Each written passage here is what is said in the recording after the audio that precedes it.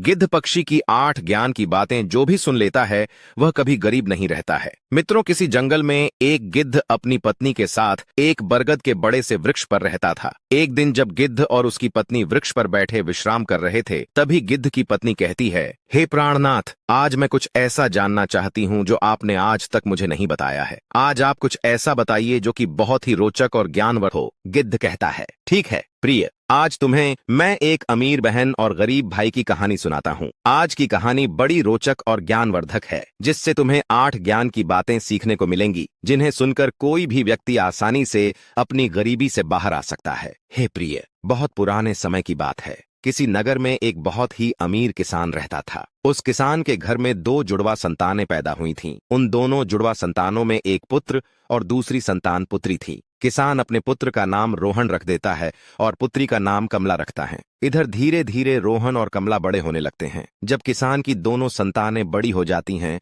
और उनकी आयु विवाह के योग्य हो जाती है, तो किसान को अपने बच्चों के विवाह की चिंता सताने लगती है। एक दिन वह किसान किसी कार्य से अपने पड़ोस के एक शहर में जाता है। वहां पहुंचकर एक व्यापारी का पुत्र उसे पसंद आ जाता है और उस व्यापारी के पुत्र के साथ वह अपनी बेटी कमला का विवाह कर देता है। इस प्रकार से कमला अपने पिता के यहाँ से विदा होकर अपने ससुराल चली जाती है। इधर बेटी को विदा करने के बाद किसान अपने पुत्र के विवाह के बारे में सोचने लगता है और सोचता है कि बेटी तो मेरी अपने घर की हो गई, अब मुझे अपने पुत्र का विवाह कर देना चाहिए। यदि मेरे पुत्र का विवाह हो गया तो मैं अपना बचा हुआ शेष जीवन अपनी बहू बेटियों के साथ रहकर आराम से व्यतीत करूंगा। मित्रों, गिद्ध अपनी पत्नी से कहता है, हे प्रिय, भगवान की लीला बहुत विचित्र है। ईश्वर ना जाने कब किसको गरीब बना दे और कब किसको अमीर। उस अमीर किसान के साथ भी कुछ ऐसा ही होता है। एक दिन वह किसान किसी भयानक बीमारी की चपेट में आ जाता है। जब उसका पुत्र अपने पिता की ऐसी हालत देखता है तो वह बहुत ही दुखी हो जाता है। इसके बाद वह अपने पिता का अच्छे से अच्छे डॉक्टरों से इलाज करवाता है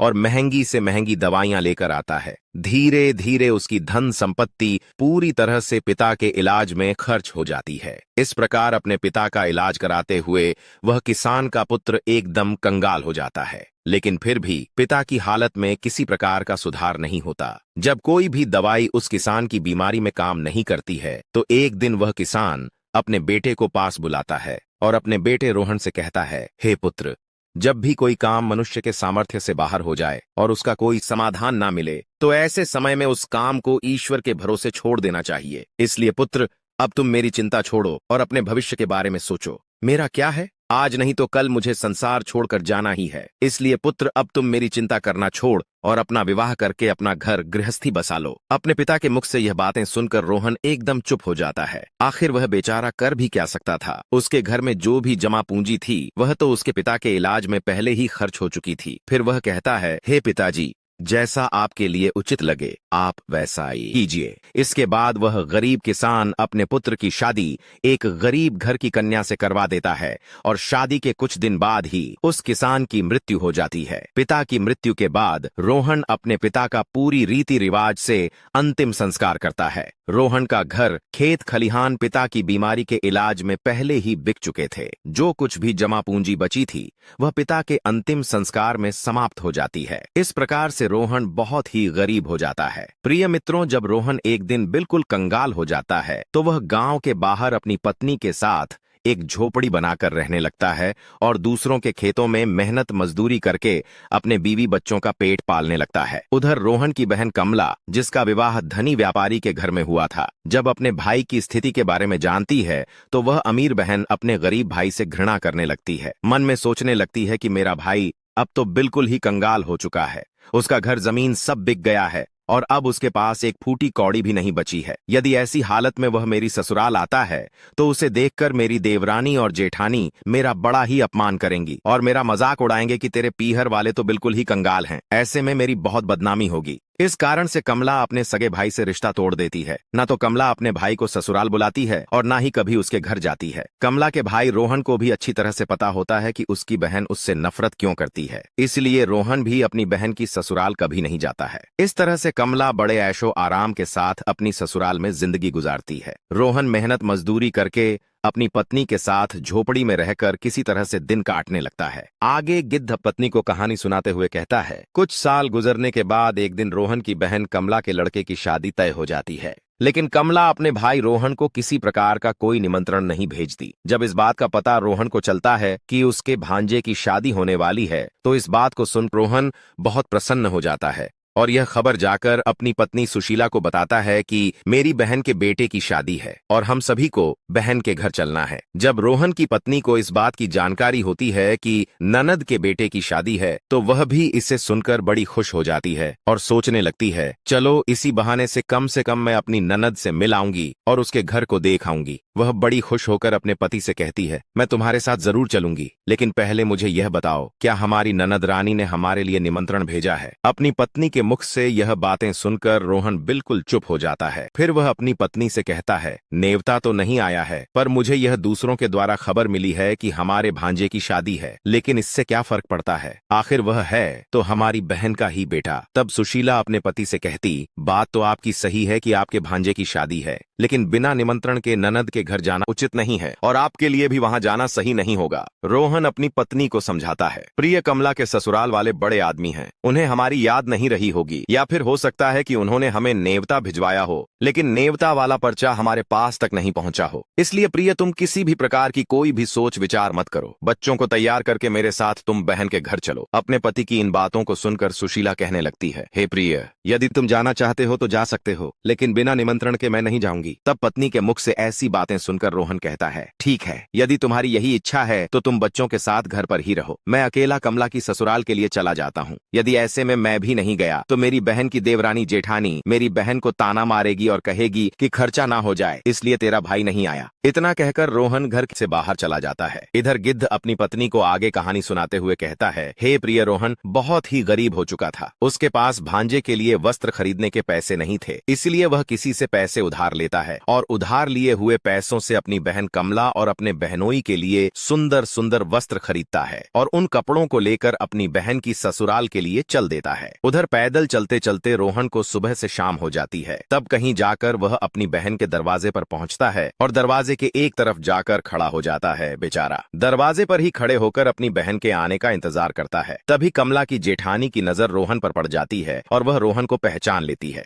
रोहन को देखने के बाद कमला की जेठानी जाकर कमला को बताती है, हे कमला, आज तेरा भाई तेरे घर आया है, तेरे दरवाजे पर खड़ा है। जब कमला अपनी जेठानी के मुख से यह बातें सुनती है तो वह अपनी जेठानी से पूछने लगती है, हे बहन, यदि तुमने मेरे भाई को मेरे द्वार पर खड़ा देखा है तो मुझे यह बताओ कि मेरा भाई मेरी ससुराल में किस हालत में आया है और उसने कैसे कपड़े पहने हैं। उसकी जेठानी कहती है, तुम्हारा भाई फटे पुराने वस्त्र पहनकर तुम्हारे द्वार पर खड़ा है, वह तुम्हारे आने का इंतजार कर रहा है। यह सुनकर कमला गुस्से में भर जाती है और सभी की नजरों से बचाते हुए अपने भाई के पास पहुंचती है। इधर रोहन जब अपनी बहन कमला को अपने पास आते हुए देखता है तो खुशी के मारे उसका चेहरा खिल उठता है। अपनी बहन को देखकर रोहन की आंखों में आंसू टपकने लगते हैं। इसके बाद कमला अपने भाई को अपने साथ लेकर सबकी नजरों से बचाते हुए अपने घर के अंदर सबसे अंदर वाले कमरे में ले जाती है और कमरे में ले जाकर पूछने लगती है, हे भाई, तुम्हारे पास आखिर किसने नेवता भेजा था जो तुम यहाँ चले आए? तब रोहन कहता है, बहना, तुमने तो अपने भाई को बिल्कुल ही भुला दिया, लेकिन किसी के द्वारा मुझे पता चल गया कि मेरे भांजे की शादी है, इसीलिए मैं तुम्हारे और तुम्हारे बेटे के लिए नए कपड़े लेकर आया हूँ। अपने भाई के मुख से यह बातें सुनकर कमला कहने लगती है, हे भाई, तुम्हें इस तरीके से बेशर्म की तरह मेरे घर नहीं आना चाहिए था। तुम इस तरह फटे पुराने कपड़े पहनकर मेरे घर तक चले आए, यह मेरे लिए बड़े लाज की बात है। कम से कम अपनी नहीं तो मेरी इज्जत का ख्याल करते, कम से कम तुमने मेरे मान सम्मान का ख्याल तो किया होता।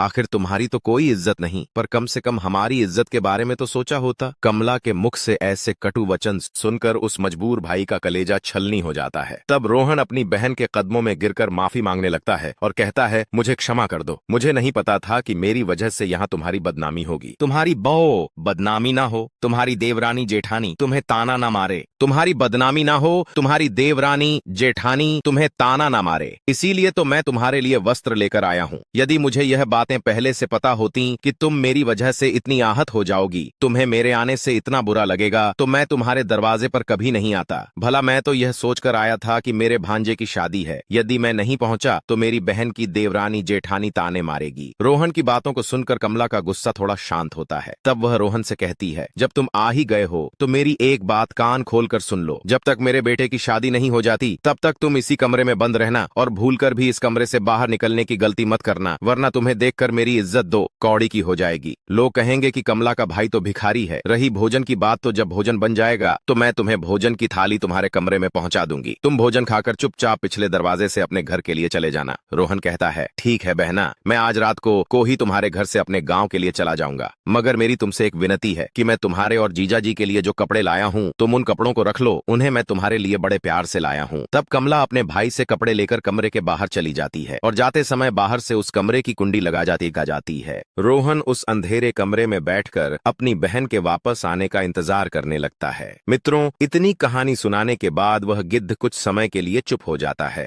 तब उसकी पत्नी कहती है, हे प्राणनाथ, कहानी बहुत रोचक और ज्ञानवर्धक है, आप आगे की कहानी भी सुनाइए। तब गिद्ध आगे कहानी सुनाते हुए कहता है, हे प्रिय, इधर तो रोहन उस अंधेरे कमरे में बैठा हुआ अपनी बहन के लौटने का इंतजार कर रहा होता है कि मेरी बहन मेरे लिए भोजन लेकर लौटकर वापस आती होगी, आज तो मुझे स्वादिष्ट भोजन खाने को मिलेगा। उधर वह निर्मोही बहन अपने भाई को उस कमरे में बंद करके अपने घरेलू काम धंधे में लग जाती है और भाई को भूल जाती है। शादी के काम धंधे में इतनी ज्यादा खो जाती है कि अब तो उसे याद ही नहीं रहता कि मेरी माँ का जाया भाई मेरे यहाँ कमरे में बंद है और मेरे लौटने का इंतजार कर रहा है। मित्रों, इधर जैसे जैसे समय बीतने लगता है, भूख प्यास की वजह से रोहन छटपटा लगता है और उसकी हालत भी खराब होने लगती है। तब रोहन अपनी बहन को आवाज लगाता है, लेकिन उसकी आवाज कोई नहीं सुनता। इस तरह से रोहन उस अंधेरे कमरे में पड़े पड़े 3 दिन बीत जाते हैं। इधर रोहन को अपने बीवी बच्चों की याद आती है। रोहन सोचता है, यदि कोई नहीं आया तो मैं भूखा प्यासा इसी कमरे में मर जाऊंगा। यदि मैं मर गया तो मेरे बीवी बच्चों का भला क्या होगा? मेरे ना होने पर कैसे मेरे बीवी बच्चों का पालन पोषण होगा? रोहन इधर यह सोचते सोचते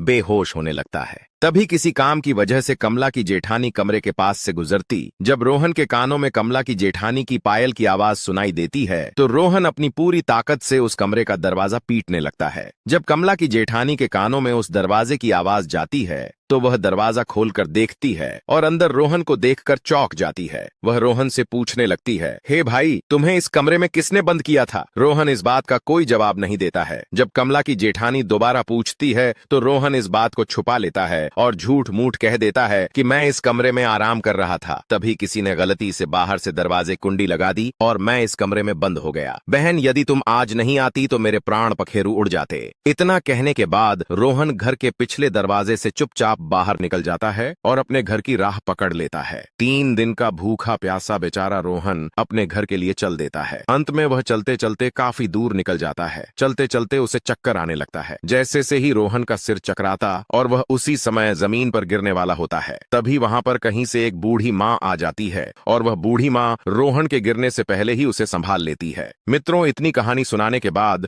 वह गिद्ध थोड़ा सा विश्राम कर लेता है और विश्राम करने के बाद गिद्ध अपनी पत्नी को आगे की कहानी सुनाने लग जाता है। गिद्ध आगे कहता है, जिस बूढ़ी माँ की गोद में वह बेचारा रोहन लेटा हुआ था, वह बूढ़ी माँ साक्षात देवी माँ थी। इधर रोहन की पत्नी सुशीला रोज उस देवी माँ की पूजा किया करती थी और पूर्ण श्रद्धा भाव से देवी माँ की भक्ति किया करती थी। इसीलिए जब रोहन चक्कर खाकर गिरने वाला होता है तो उसी समय देवी प्रकट होकर रोहन को संभाल लेती हैं और उसका सिर अपनी गोद में रखकर उसे अपनी गोद में सुला लेती है। जब रोहन को होश आता है तो वह देवी माँ को प्रणाम करके अपने घर के लिए वहां से चलने लगता है। तभी उसी समय बूढ़ी माँ कहती हैं, तुम भला कहाँ से आ रहे थे और इधर कहाँ जा रहे थे? तब रोहन बताता है, हे माँ, मेरे भांजे की शादी थी, इसी वजह से मैं अपनी बहन के घर से आ रहा था और इधर मेरा गांव है, मैं अपने गांव के लिए जा रहा हूँ। तो बूढ़ी माँ रोहन से कहती हैं, यदि तुम बुरा ना मानो तो मैं तुमसे एक बात पूछना चाहती हूँ। तब रोहन कहता है, पूछो माँ, तुम मुझसे क्या पूछना चाहती हो? बूढ़ी माँ पूछती है, बेटा, यदि तुम अपनी बहन के घर से आ रहे हो, जैसा कि तुमने बताया कि वहां पर शादी थी, थी, तो फिर तुम खाली हाथ कैसे जा रहे हो? क्या तुम्हारी बहन ने तुम्हारी बीवी बच्चों के लिए कुछ नहीं भेजा? बूढ़ी माँ के मुख से ऐसी बात सुनकर रोहन की आंखों में आंसू आ जाते हैं। इसके बाद रोहन उस बूढ़ी माँ अर्थात देवी माँ को सारी बात बता देता है। इस प्रकार से रोहन के मुंह से पूरी घटना सुनने के बाद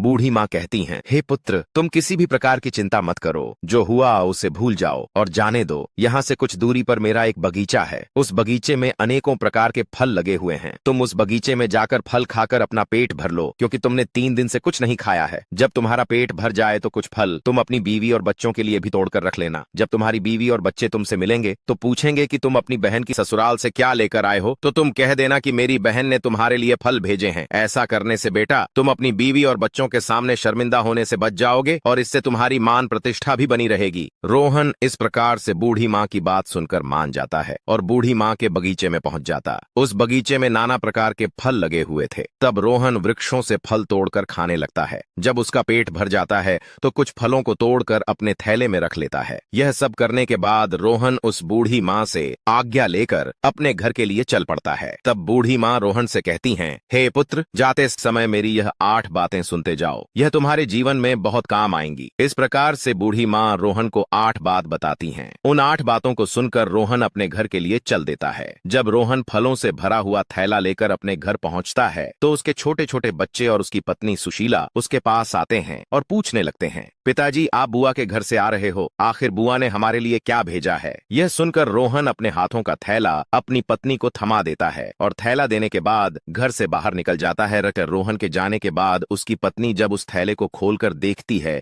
तो थैले का नजारा देखकर वह एकदम से हैरान रह जाती है। सुशीला थैले में देखती है कि वह थैला सोने चांदी के फलों से भरा हुआ है। जब वह अनार को फोड़ते हैं तो अनार के अंदर से हीरे निकलते हैं। जब वह आम का फल काटती है तो आम की गुठली की जगह सोने की गुठली निकलती है। यह देखकर रोहन की पत्नी बहुत खुश हो जाती है और दौड़कर अपने पति के पास पहुंचती है। अपने पति के पास पहुंचकर वह कहती है, तुम तो शादी में गए थे और आखिर तुम लेकर क्या आए हो? अपनी पत्नी की बात सुनकर रोहन सोचने लगता है कि शायद घर वालों को फल पसंद नहीं आए होंगे, इसीलिए उसकी पत्नी उससे ऐसी बात पूछ रही है। वह सोचता है कि उसे अपने बच्चों के लिए लड्डू पेड़ा लेकर आना चाहिए था। तब रोहन अपनी पत्नी से कहता है, हे प्रिय बहन ने जो कुछ भी भेजा है वह मैंने लाकर तुम्हें दे दिया है। अब जो कुछ भी थैले में है उसे ही बच्चों को बांट कर दे दो। तब पत्नी कहती है, पहले तुम घर के अंदर चलो और घर पर चलकर देखो कि तुम्हारी बहन ने तुम्हारे लिए क्या भेजा है। यह कहकर सुशीला अपने पति को पकड़कर ले जाती है और कहती है, इसे जरा देखिए तो सही, आखिर हमारी ननद ने हमारे लिए क्या भेजा है। इतना कहकर सुशीला रोहन के सामने थैले को पलट देती है। थैला पलटते ही उसमें से हीरे मोती सोने चांदी के आभूषण निकलते हैं। सुशीला कहती है, आखिर हमारी ननद ने तो हमारा भाग्य ही बदल दिया, उन्होंने फलों में छुपाकर हीरे मोती भेजे हैं। जब यह नजारा रोहन देखता है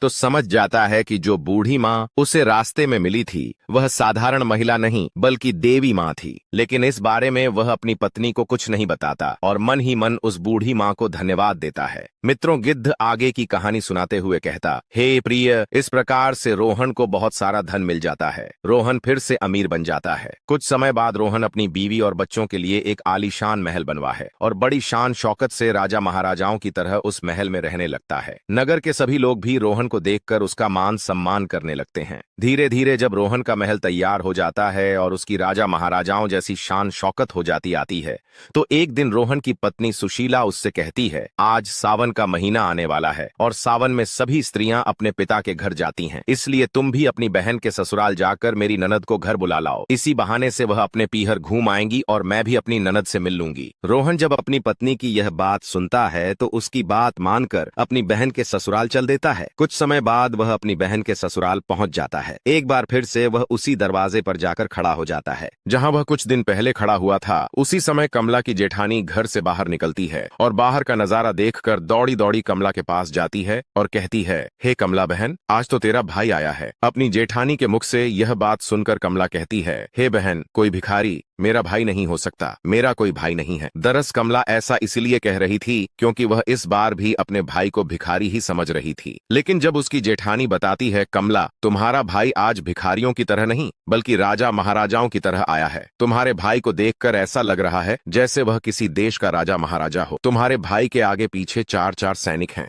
तुम्हारे दरवाजे पर एक बड़ी सुंदर सजी हुई रथ गाड़ी खड़ी है। भला एक बार जाकर तो देखो। कमला, जो अपनी जेठानी के मुख से यह बातें सुनती है तो उसे अपनी जेठानी की बातों पर किसी प्रकार का विश्वास नहीं होता है। सच्चाई जानने के लिए वह अपने भाई को छुप देखने लगती है। जैसे ही कमला ने अपने भाई के उस रूप को निहारा तो उसके ठाट बाट को देखकर वह एकदम चकित रह गई। वह सोचने लगी कि कल तक तो मेरा भाई बिल्कुल भिखारी था, पहनने के लिए ठीक से वस्त्र भी नहीं थे, फिर अचानक एकदम से इतना अमीर कैसे बन गया। अब तो रोहन की बहन कमला आरती का थाल सजाकर अपने भाई की आरती उतारने लगती है। उसके बाद कमला अपने भाई को बड़े आदर पूर्वक अपने घर में बुलाकर ले जाती है और कहती है, हे भैया, मुझे क्षमा कर दीजिए, मेरी वजह से तुम्हें बहुत कष्ट और शर्मिंदगी उठानी पड़ी है। अपनी बहन के मुख से यह बातें सुनकर रोहन कहने लगता है, बहना कोई बात नहीं, उससे हमारे दिन अच्छे नहीं थे, तुम्हारी गलतियों के लिए मैंने तुम्हें पहले क्षमा कर दिया था। अब तुम इन बातों को छोड़ो और मेरे साथ मेरे घर चलने की तैयारी करो। बहन, मैं तुम्हें बुलाने के लिए आया हूँ, तुम्हारी भाभी ने तुम्हें बुलाने के लिए मुझे भेजा है। यह सुनकर कमला खुशी खुशी अपने भाई के घर जाने के लिए तैयार हो जाती है और रथ में बैठकर अपने भाई के साथ चल देती है। इस प्रकार जब रोहन की बहन अपने पीहर पहुंचती है तो अपने भाई की शान शौकत देखकर एकदम से दंग रह जाती है। वह देखती है कि एक भव्य आलीशान महल है और महल के अंदर अनेक प्रकार के नौकर चाकर लगे हुए हैं, साथ ही अन्न के भंडार भी भरे हुए हैं। कमला अपने भाई की ऐसी स्थिति देखकर हैरान रह जाती है। उधर रोहन की पत्नी भी अपनी ननद की खूब सेवा करती है और उसे 7 दिनों तक पलकों पर बिठाकर रखती है। सुशीला को लगता था कि यह सब शान शौकत उनकी ननद की वजह से हुआ है। अपनी ननद की मदद के कारण ही वे इस मुकाम पर पहुंचे हैं, क्योंकि रोहन ने कभी अपनी पत्नी को अपने अमीर होने का कारण नहीं बताया था। वह जानता था कि यह सब कमला की वजह से नहीं बल्कि देवी माँ के आशीर्वाद से हुआ है। मित्रों, रोहन की पत्नी सुशीला इस बात से अनजान थी। यही सोचकर वह अपनी ननद की खूब सेवा करती है और उसका खूब ख्याल रखती है। कुछ दिन बीतने के बाद जब रोहन की बहन कमला का ससुराल जाने का समय आता है तो रोहन की पत्नी सुशीला अपने पति से कहती है कि पिया जी, कल तुम्हारी बहन अपने घर जाएंगी, इसलिए तुम बाजार चले जाओ और वहां जाकर अपनी बहन के लिए कोई अच्छा सा तोहफा लेकर आओ। पत्नी के मुख से इन बातों को सुनकर रोहन घर से चला जाता है और एक मोची की दुकान पर पहुंचता है। वह मोची से कहता है, हे मोची भाई, मुझे अपनी बहन के लिए बोलने वाली जूती बनवानी है, क्या तुम मेरी बहन के लिए बोलने वाली जूती बना सकते हो? मोची कहता है, हे सेठ, मैं बोलने वाली जूतो बना दूंगा, लेकिन इसके बनवाने की बहुत कीमत लगेगी। तब रोहन कहता है, हे मोची भाई, मैं तुम्हें मुंह मांगा पैसा दूंगा, लेकिन ऐसी जूतियां बना दो कि जब भी मेरी बहन इन्हें पहने और चलने लगे तो यह बारी बारी से इन 8 बातों के लिए बोले। इसके बाद मोची को रोहन ज्ञान की 8 बातें बताता है, जो बातें बूढ़ी माँ ने रोहन को चलते समय बताई थीं। रोहन मोची से कहता है, हे मोची भाई, अब ज्ञान की बातें मैं तुम्हें बताने जा रहा हूँ। इस प्रकार से रोहन बारी बारी से वे बातें मोची को सुनाता है। पहली बात बताता है कि बात ज्ञान की है, कहीं मानव तू मत भूल हो, होती है अज्ञानता निर्धनता का मोल। दूसरी बात बताता है, समय भरोसे बैठता रहता, सदा गरीब, बिना काम बदले नहीं उसका कभी नसीब। तीसरी बात बताता है, आलस्य कर रहता, सदा जो परिवर्तनहीन वही कर्म कर, फिर करे कहत स्वयं को दीन। चौथी बात बताता है, नहीं गरीबी से बड़ा है, कोई अभिशाप हासिल करके ज्ञान को करो दूर, अब आप दोष समय को दो, नहीं बनो, मजबूर कर्म साधना में जुटो करो, गरीबी दूर। पांचवी बात इस प्रकार बताता है, कर्म कभी करता नहीं, कोसे सदा नसीब, भाग्य भरोसे बैठता, वह मानव रहे गरीब। छठी बात इस तरह से बताता है, अज्ञानी पर ही सदा करे, गरीबी बार विजय होता, युद्ध में ज्ञान सदा हथियार। सातवीं बात इस पर बताता है, हे मोची भाई, मेरी बहन जब 8वां कदम रखे तो जूतियां बस यही बात बोले, पैसों के बाजार में बदल गई, तहजीब धन दौलत से जुड़ रहे रिश्ते हुए गरीब। इधर रोहन मोची से कहता है, हे मोची भाई, ऐसी 8 बातें बोलने वाली मुझे जूतियां बना दो। जब ये 8 बातें वो जूतियां बोलेगी और जब मेरी बहन इन बातों को सुनेगी तो उसे अपनी गलती का एहसास होगा कि मुझे पैसे के घमंड में आकर अपने भाई का ऐसा अपमान नहीं करना चाहिए था। तब गिद्ध अपनी पत्नी से कहता है। इस प्रकार से रोहन उस मोची से अपनी बहन के लिए हीरे मोतियों से जुड़ी हुई सोने और चांदी की जूतियां बनवा है और उन जूतियां को ले जाकर अपनी बहन को उपहार स्वरूप दे देता है। सोने चांदी की जूतियां देखकर कमला का चेहरा एकदम खिल जाता है। उसके बाद कमला अपने भाई से विदा लेकर अपने घर चली जाती है। इधर कमला जब अपनी ससुराल पहुंच जाती है तो कमला की देवरानी जिठानी पूछने लगती है, हे कमला, तुम अपने भाई के घर से आई हो, तुम्हारे भाई ने तुम्हें क्या उपहार दिया है? तब कमला अपनी देवरानी जिठानी, अपने सास ससुर और अपने देवर जेठ को अपने भाई के द्वारा दी हुई भेंट दिखा है। वह जूतियां दिखाती हैं और कहती है, देखो मेरे भाई ने मुझे सोने चांदी से जड़ी हुई हीरे हीरे मोती से जड़ी हुई यह जूतियां दी हैं। तब कमला जूतियां पहनकर चलकर दिखाती है। जैसे ही कमला उन जूतियां को पहनकर चलती है तो जूतियां बोलती हैं कि पैसों के बाजार में बदल गई। तहजीब, धन दौलत से जुड़ रहे रिश्ते हुए गरीब। जब कमला इस बात को सुनती है तो उसका सर शर्म से नीचे झुक जाता है और अपने भाई को याद करके एकदम से रोने लगती है। जब देवरानी और जेठानी पूछती हैं, कमला आखिर क्या हुआ जो तुम अचानक से रोने लगी, तो कमला अपनी देवरानी और जेठानी के लिए सारी बातें बताती है। वह कहती है, हे बहन, मैंने पैसों के घमंड में आकर अपने भाई से कितना भला बुरा कहा था। मैंने अपने भाई को एक गिलास पानी तक नहीं पूछा। देखो मेरे भाई ने मुझे कितनी कीमती जूतियां बनवा कर दी हैं। अब तो मुझे अपने आप से घृणा होने लगी है। मैं तो जीना नहीं चाहती। तभी लाकी जेठानी उसे समझाने लगती है, हे बहन, जो भी कुछ हुआ उसे भूल जाओ। आगे से याद रखना, कभी किसी के साथ ऐसा बर्ताव मत करना, क्योंकि जो व्यक्ति धन दौलत का घमंड करता है उससे माता लक्ष्मी हमेशा के लिए दूर चली जाती है। इसलिए मेरी बातें तुम सदा याद रखना। इस तरीके से कमला की जेठानी कमला को 8 बातें बताती हैं। वह कहती है, हे कमला, जो व्यक्ति रात के समय रसोई में झूठे बर्तन रखता है और खाने पीने की चीजों को बर्बाद करता है, ऐसा व्यक्ति बहुत ही जल्दी निर्धन हो जाता है। दूसरी बात, जिस घर में घर की स्त्रियों का अपमान होता है उनकी इज्जत नहीं की जाती। उस घर में देवी लक्ष्मी ज्यादा दिनों तक नहीं रुकती। तीसरी बात, जिस घर की स्त्रियां सूर्यास्त होने के बाद अपने घरों में झाड़ू लगाती हैं, चूल्हा चौका करती हैं, ऐसे परिवार के लोग बहुत जल्दी गरीब हो जाते हैं। चौथी बात, जिस घर परिवार में पैसों की कदर नहीं की जाती, फिजूल कार्यों में पैसे बर्बाद किए जाते हैं, ऐसे घरों से भी माता लक्ष्मी रूठकर चली जाती है। पांचवी बात, जो लोग पैसे आने के बाद में उस पैसे से दूसरों के मान प्रतिष्ठा को ठेस पहुंचाते हैं या फिर अपने धन के बलबूते पर दूसरे लोगों को परेशान करते हैं, ऐसे लोगों के घरों से भी माता लक्ष्मी बहुत जल्दी विदा ले जाती हैं। छठी बात, जिस घर के लोग अपने कर्तव्यों का पालन नहीं करते और अपने कार्यों को कल पर टालते रहते हैं, उन लोगों के घरों से भी माता लक्ष्मी रूठ जाती हैं। सातवीं बात, जिस घर परिवार के लोग अपने से बड़े लोगों की इज्जत नहीं करते, अपने से बड़ों का कहना नहीं मानते या फिर अपने से बड़ों से कटु शब्द बोलते हैं, ऐसे लोगों को भी गरीबी का सामना करना पड़ता है, उन्हें गरीबी देखनी पड़ती है। आठवीं और अंतिम बात, जिस घर परिवार के लोग अपने मेहमानों का सम्मान नहीं करते, अपने मेहमान का आदर भाव नहीं करते या फिर अपने दरवाजे से किसी याचक को खाली हाथ लौटा देते हैं, ऐसे लोगों से भी माता लक्ष्मी नाराज होकर चली जाती है। इस प्रकार से कमला की जेठानी कमला के लिए यह 8 बातें बताती हैं और अपनी देवरानी से कहती हैं कि हे बहन, मेरी इन 8 बातों को हमेशा गांठ में बांध कर रखना। मित्रों, इधर वह गिद्ध अपनी पत्नी से कहता है कि इस प्रकार रोहन की बहन कमला एकदम से बदल जाती है। उसे समझ आ जाता है कि माया तो आनी जानी है, माया पर कभी घमंड नहीं करना चाहिए। तो मित्रों, इस कहानी के विषय में आपके क्या विचार हैं? अपनी प्रतिक्रिया कमेंट में दीजिए। मिलते हैं आपसे अगली वीडियो में।